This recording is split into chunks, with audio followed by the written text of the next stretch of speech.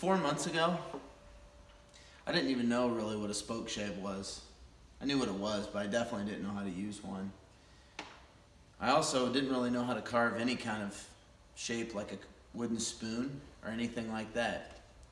So 4 months ago, I took a trip out to New York where I made a lot of friends, learned a ton over 5 days, and was able to gain a lot of knowledge that'll last me for the rest of my life.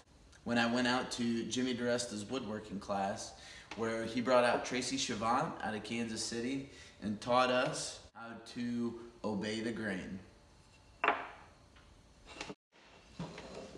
So stick around and watch this video as I kind of narrate a little bit how the class went, what I learned, some of the people that I met, some of the great experiences that I had, and kind of what my lasting feelings were when I came back from it. So once we got out there, I got up early the next morning and I real quick kind of walked around the farm because I hadn't got to see it during the day since I didn't get there till the night before. It was pretty late. And just getting to see the beautiful place that this place is. It's just a very inspiring place even just to be at. And it's very quiet, desolate, and you can definitely see like the serenity that a place like that can create. And so I went out and got to see his shop as he didn't have any siding on it yet. There was no electricity to it. We actually worked the entire weekend off a generator, and but it was a lot of fun.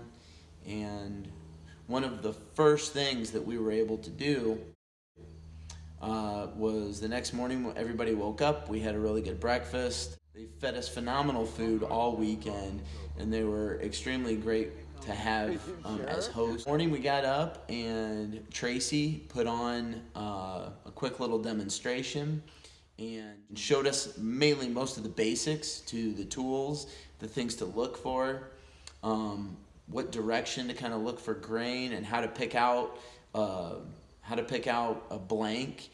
And if you ever build a shave horse, a lot of them, they put the pivot through the body or through the bench, but you get a lot more clamping force if you come through. You get a lot more leverage. Yeah, up high, and it'll cut very aggressively. This one actually is pretty comfortable, bevel up or bevel down.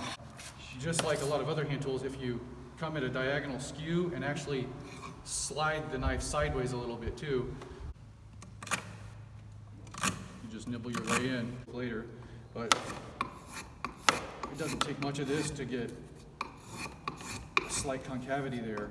And you don't have to have a clearly delineated border. All you have to have is action. You can quickly blend that. If I'm just knocking corners down, I don't care if it breaks off. Close enough to see, but I'm trying to nibble off maybe a millimeter. So, can you see that right there? I'm just expanding inside that bowl by coming up and just taking the tiniest nibble. Come down. Once we got started into the weekend, we got to work a little bit. That afternoon, Arbor Tech came in and they showed us a lot of the cool stuff that they've got with the power carving tools, and I ended up buying the turbo plane. I started working on a walnut spoon. It wasn't very good, but I was just kind of overwhelmed with how much fun I was having.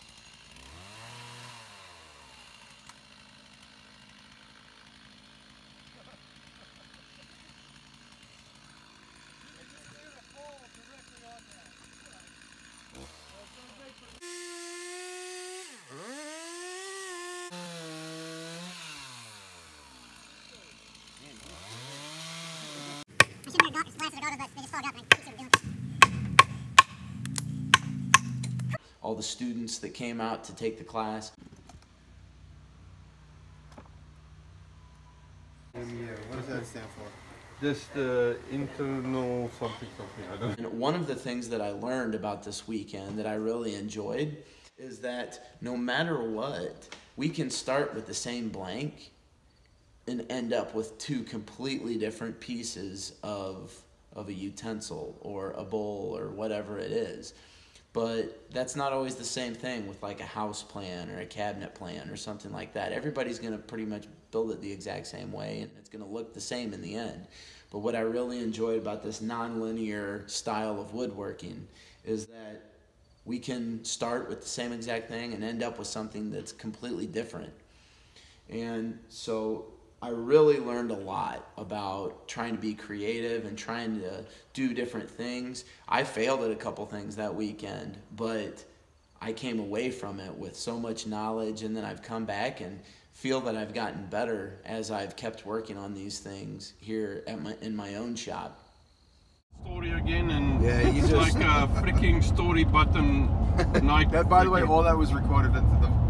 So Huh? people are going to be watching the yeah, video. but I hit that sound button and it just Oh, you kills. turn the volume off. Oh, there's a sound button? Yeah, there's you hit that sound button And then you kills. hit Yeah, the I plus didn't even sign do that. down here. There's a plus sign, Yeah. and then that adds it. That's the next piece. Yeah. Or you could just take it and send that segment directly Yeah. to somebody. That's what the little arrow. But now, if I want to do a new one, I have to click there, and then I have to No, click no, no, there. no, no, no. Here, go Okay. back to the go to your page. Okay, agree. Hit the home button. Hit the home button, Home button. and now swipe right. Swipe Whole page. up. Swipe right. That way. No, swipe to the right. Okay. Now you're on the story. That's your fast way to the story. Did not know that. Sunday morning we woke up and we got to go to Jimmy's famous flea market that he gets to tour. And that was really fun to go through with him and kind of see how he kind of like looks at things and visualizes things. So one of the things that I ended up doing was I bought a blacksmith hammer. And so I bought this blacksmith hammer. I've never blacksmithed anything in my life. I've never really used a blacksmith hammer. I've used tons of framing hammers, but not a blacksmith hammer. Look at that. I'm looking for bread. That's yearning to be fixed up. What do you think? Not my job. Brett, thank you, Brett, helped me pick it out, and he gave me some suggestions and some things to look forward to while I was working on it, because he has one that's similar. And so I took that and kind of took it back to the shop that night.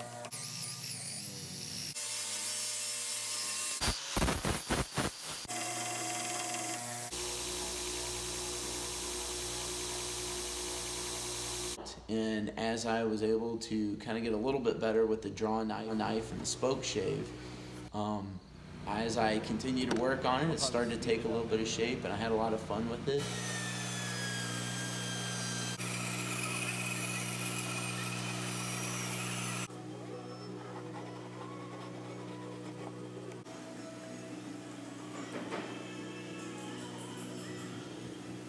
Jimmy helped me create the wedge for it and get it pretty good. Am I looking for anything as far as how tight I want to take Feel it stop. Okay.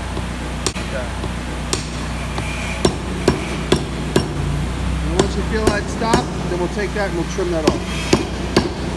That's about it.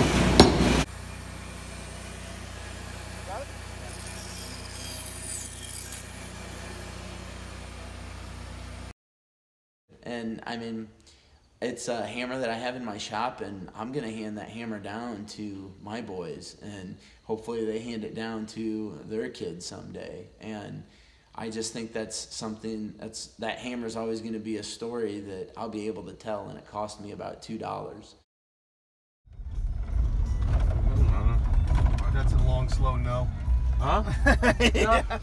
And Monday we ended up going out to Jimmy's shop, and so Jimmy ended up taking us all out there, and we were able to, he twisted some ice picks for everybody. He sprayed my hat. He sprayed the Diresta stencil onto my I Make hat, and we were able to go see his actual shop that he works out of, and it is so cool to see a place like that. I mean, it wasn't even moving, and he's done all this, and he's... This is the one where the picks go right in there.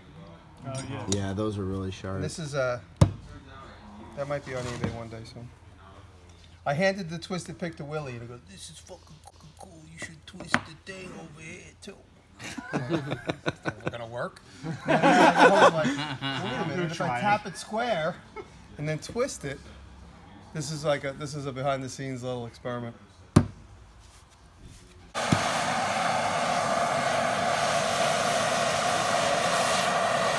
Don't cross the streams. All cross straight. Fortune 5. It's pretty good. It's a little uneven, but it's better than anyone I've ever done in steel. So that's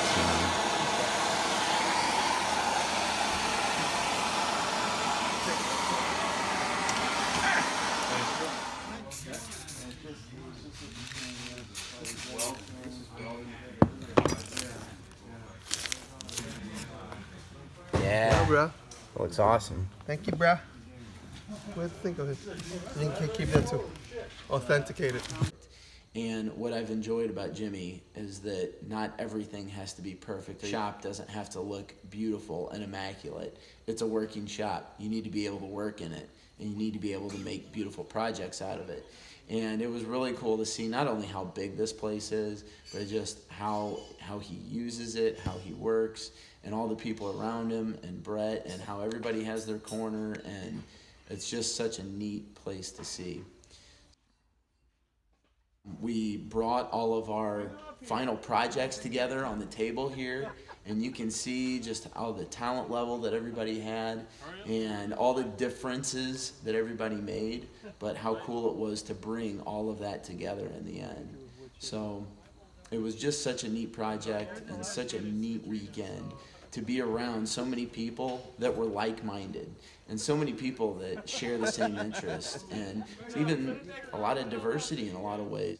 So to everybody, I want to say thank you for a very inspiring weekend for myself. I have since come back and even started my own small classes here in my own shop, which I hope to continue next summer, and I plan to. And I hope that maybe it can lead to something that would be of a similar place. I like it. It's comfortable. We live out on a beautiful farm out in the middle of central Illinois. I would love to be able to offer up an opportunity for people like that as well, and to bring in people that can bring that same type of atmosphere and that same type of energy into a place like ours. So thank you for watching. But again, Jimmy, Taylor, Patrick, Derek, everybody that was there that weekend, thank you all for a great weekend. Thank you all for stories that I'm going to be able to tell for a long time. And I hope that I was able to give some of that back to some of you as well. So thank you for watching, and please hit like and subscribe and follow along. And I'm going to try and make some more videos like this along the way. Jimmy? Yeah, can you say hi, Jimmy? Hi, Jimmy. Hey. Hey. Say thanks for a fun weekend. Thanks for a good weekend. Thanks again, man. Okay, guys, say hi to Justin. Hi, Justin. I'm glad you had a good time. Say hi. Glad you had a good time. I'm glad you have a good time. Bye. Bye.